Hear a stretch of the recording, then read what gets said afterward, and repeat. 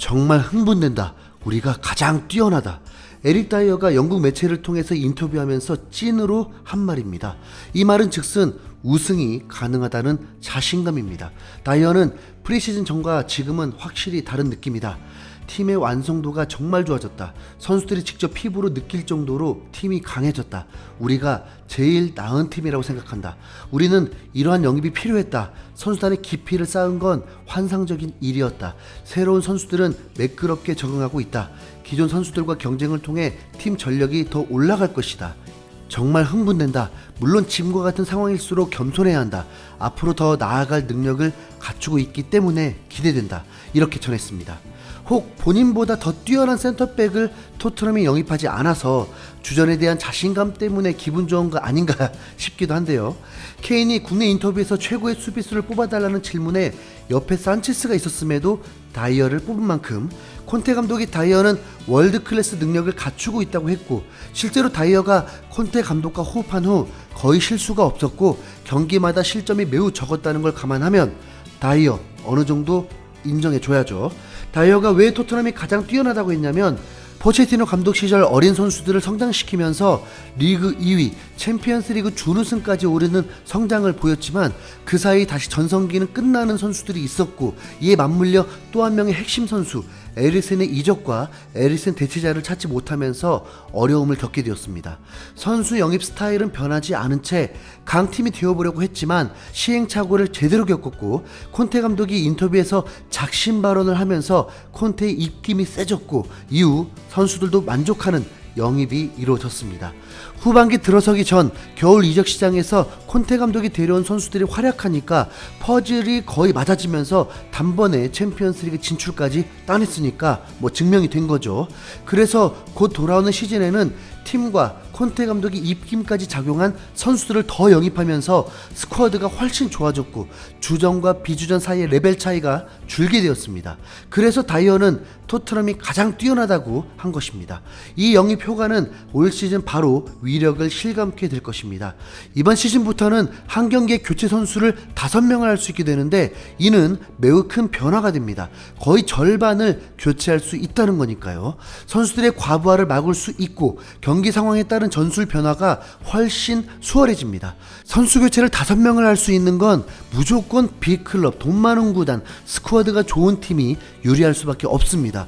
이 부분에서 토트넘은 큰 약점을 가지고 있었는데, 과거에는 손흥민, 케인이 쉬어야 하는 일정일 때 약팀을 상대로도 졸전을 펼치고 득점이 매우 저조하면서 어려움을 겪었고, 손흥민, 케인을 몸풀기 혹은 쉬게 해줘야 함에도 다시 조커로 출전시켜야 하는 상황이 많았습니다. 그만큼 스쿼드가 얇았다는 거죠. 하지만 지금 포지션별로 봐도 대등하기 때문에 스쿼드까지 좋아졌다면 맨시티, 리버풀을 충분히 위협할 수 있습니다. 리버풀 레전드로 불리는 파울러도 최근 영국 매체를 통해서 이를 인정했습니다. 콘테의 토트넘 이적 사업은 맨시티와 리버풀을 위험에 빠뜨릴 것이다. 1년 전과 해리 케인과 토트넘은 완전히 다른 팀처럼 보인다. 기대되는 시즌을 맞이할 수 있을 것 같다. 이번 여름 토트넘은 콘테 감독이 원하는 선수들을 데려왔고 케인을 안심시켰다. 케인은 지금 당장은 남아있는 걸 좋아하는 것 같다. 자신의 주변에 좋은 선수단이 있다는 걸 볼 수 있기 때문이다. 토트넘은 분명 좋은 자질을 가지고 있는 팀이다. 또한 케인과 손흥민이라는 굉장히 위협적인 파트너십도 있다. 이렇게 전했습니다. 스포츠의 변수는 도사리고 있죠. 최강팀이 꼭 우승하는 건 아니었습니다. 콘테 감독이 우승시켰던 두 팀도 당시의 최강팀은 아니었습니다. 첼시는 오히려 토트넘보다 패배가 더 많기도 했습니다. 선수만 놓고 보면 유벤투스가 인터밀란보다 위라고 봐야겠죠. 그럼에도 콘테 감독은 우승을 시켰습니다. 챔피언스 리그는 노코멘트 하겠습니다. 그런데 토트넘이 우승 후보라고 해서 나머지 팀들은 호구냐? 그렇지는 않은 듯 합니다. 클롭 감독은 스카이 스포츠 인터뷰를 통해서 프리미어리그 우승은 항상 힘들었지만 이번 시즌은 가장 치열한 우승 다툼이 될 것이다 라고 주장했습니다. 그러면서도 맨시티가 우승할 것 같다고 전망했습니다. 맨시티는 전성기 아구에로보다 높은 평가를 받는 혼란이 오면서 기대감이 증폭되어 있고, 혼란이 있으니까 그릴리시까지 제 모습을 찾아버리면서 원래 위협적이었던 모습 그대로였고, 리버풀은 누네스가 기대 이하라 평가하려고 할 쯤 해트트릭을 작성해 버렸습니다. 거기다 수비진이 공격적이면서도 워낙 견고하다 보니 어떤 팀도 이 두 팀의 벽을 뚫기는 쉽지 않습니다. 첼시는 아스날에게 제대로 당했지만 아직 한 달여 남은 상황에서 부자 구단이다 보니 좋은 선수들을 영입해서 부족함을 메꿀 순 있습니다. 투엘 감독은 첼시의 부진이 선수들이 팀에 집중하지 못하고 이적할 생각이 가득하다는 폭탄 발언을 해버렸는데, 그래도 2년 전 챔피언스리그 우승팀인데 저력이 있으니까 방심할 수 없습니다. 리디거의 공백이 매우 큰 듯한데요. 토트넘은 지난 시즌 4패 꼭 서륙해야 합니다.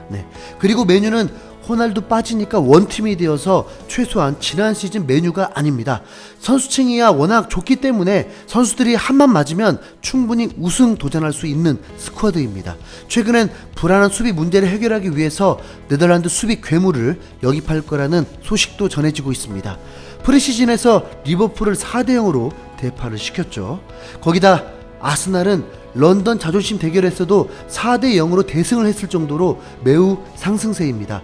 젊은 선수들이 더 강해졌고 특히 제수스가 경기마다 득점을 뽑아내면서 전성기 오바메양급 활약을 하다 보니 지난 시즌보다 득점은 더 나올 듯한 분위기입니다.